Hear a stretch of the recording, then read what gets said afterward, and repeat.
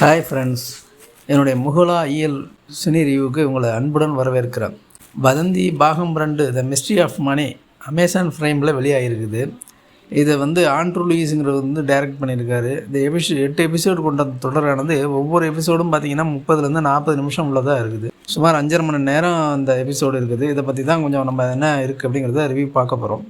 இதில் யார் யார் நடிச்சிருக்கா அப்படின்னா, சசிகுமார் அவர்கள் நடிச்சிருக்காரு. அடுத்தது அனகா அப்படிங்கிறவங்க நடிச்சிருக்காங்க. யஸ்வந்த், விவேக் பிரசன்னா, அபர்ணா தாஸ், ரேவதி சர்மா, பூர்ணா, சேத்தன் அவங்கெல்லாம் நடிச்சிருக்காங்க. எல்லாருமே தெரிஞ்ச முகம்தான்.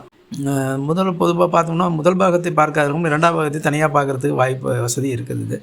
இது ஒரு க்ரைம் இன்வெஸ்டிகேஷன் த்ரில்லர். இது மிஸ்ட்ரி த்ரில்லராக இருக்கும். நல்ல கதை அம்சம் கொண்ட சீரியஸாக இருக்கிறது. பொதுவாக பார்த்திங்கன்னா 6, 7, 8 பாகத்தில் பார்த்திங்கன்னா ரொம்ப விறுவிறுப்பாக இருக்கும். ரொம்ப யார் இதில் கொலையாளி அப்படிங்கிறதுல ரொம்ப சீட்டு நுழைக்கே நம்ம வந்துடலாம். அந்தளவுக்கு நல்லா கதையை அமைச்சிருக்கிறாங்க. நல்லா இருக்குது. இதில் என்ன கதை அப்படின்னு பார்த்தோம் அப்படின்னா, மதுரையிலேருந்து சென்னை வரைக்கும் போகிற 8 வழிச்சாலையில் வேலை பார்க்குறதுக்காக குழியெல்லாம் தோண்டிகிட்டு இருக்காங்க. தோண்டும் போது ஒரு எலும்புக்கூடு கிடைக்கிது. இந்த எலும்புக்கூடு கிடைத்தது பார்த்திங்கன்னா அரசியல் ரீதியாக பரபரப்பை ஏற்படுத்திடுது. மத்திய அரசு இது மாநில அரசோட சதி திட்டம் அப்படின்னு சொல்லுது. மாநில அரசு அதை மறுக்குது.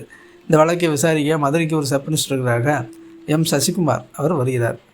அவர் ஏற்கனவே ஒரு பனிஷ்மெண்ட் ட்ரான்ஸ்ஃபர்லாம் வந்திருக்காரு.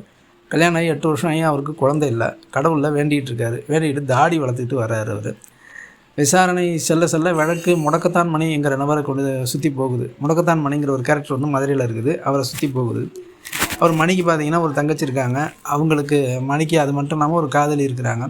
அவர்கள் இருவரையும் மணி கொலை செய்து விட்டதாக, அதாவது அவங்க தங்கச்சியும் காதலியும் கொலை செய்து விட்டதாக குற்றச்சாட்டு எழுந்து அது சம்மந்தமாக அவர் ஜெயிலில் பிடிச்சி வச்சுருக்கிறாங்க. இப்போது கிடைத்த எலும்புக்கூடு இந்த பழைய வழக்குடன் தொடர்புடையதாக இருக்கலாம். அதன் பிறகு சசிகுமார் விசாரணையை தீவிரப்படுத்துகிறார். மணி உண்மையிலேயே தனது காதலியும் தங்கையும் கொலை செய்தானா, அல்லது அவன் மீது திட்டமிட்டு பழி சுமத்தப்பட்டதா, கிடைத்த எலும்புக்கூடு யாருடையது, இந்த கொலைகளுக்கு பின்னால் இருக்கும் உண்மையான காரணம் என்ன என்பது தொடரின் முக்கிய மர்மமாக இருக்கும்.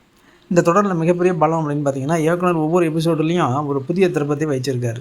தொடரின் முக்கிய பலமாக இது கருதப்படுகிறது.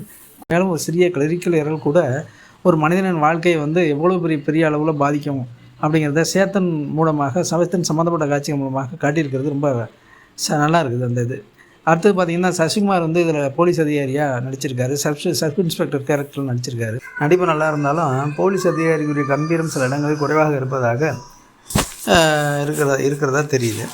யஸ்வந்த் முடக்கத்தான் மணி கேரக்டரில் அந்த யஸ்வந்த்ங்கிறவர் நல்லபடியாக நடிச்சிருக்காரு. அந்த மதுரை பாசல் நடித்து நல்லபடியாக நடிச்சிருக்காரு. இது பாராட்டுக்குரியது தான்.